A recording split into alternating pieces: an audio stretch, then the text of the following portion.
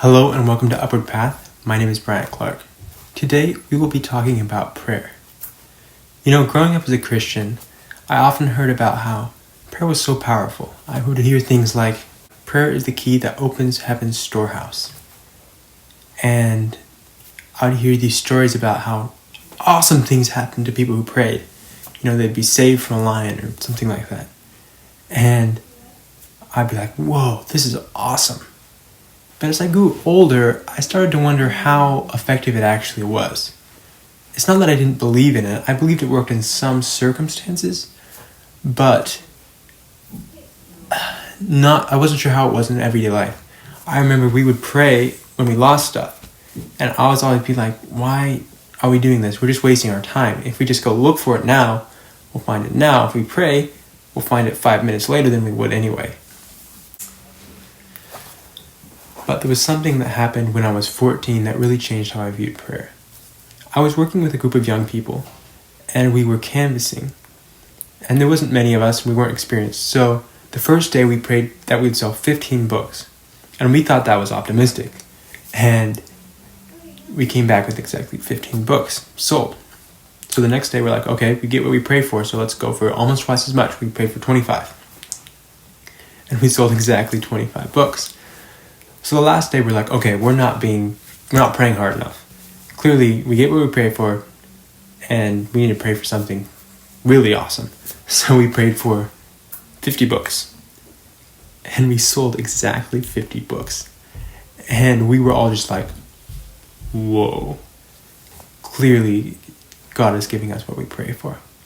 And that really made me believe in prayer. And other experiences I've had since then, and before then actually too, just prayer works. It really does. So another thing I want to talk about is how to make prayers more effective and more meaningful. Because I think oftentimes we believe in prayer, but we get bored of it and we don't know how to do it very well. So one thing is pray for other people. James says, pray for one another that you may be healed. Praying for other people just helps us become less selfish. It helps us be thinking of others. And especially if they're sick, it helps them. And prayer really does help heal people. So those outcomes come together and are really a good thing. Another thing is to ask for God's will to be done. This is something that Jesus taught us to do. And again, it just helps us realize we're not the center of everything. God's in control. He knows what's going to happen. He's going to do the right thing. And we're not just saying, okay, here's a shopping list. You do exactly this. We're saying, okay, we know you know best. We'd like this, but do it is the best thing. And finally, Paul says, pray without ceasing. And this is super important because that's how you build your relationship with God.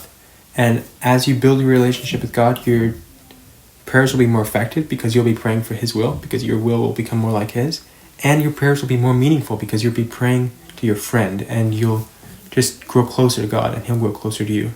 So I really want to challenge you guys to pray, especially pray without ceasing. Pray all the time and you will become closer to God.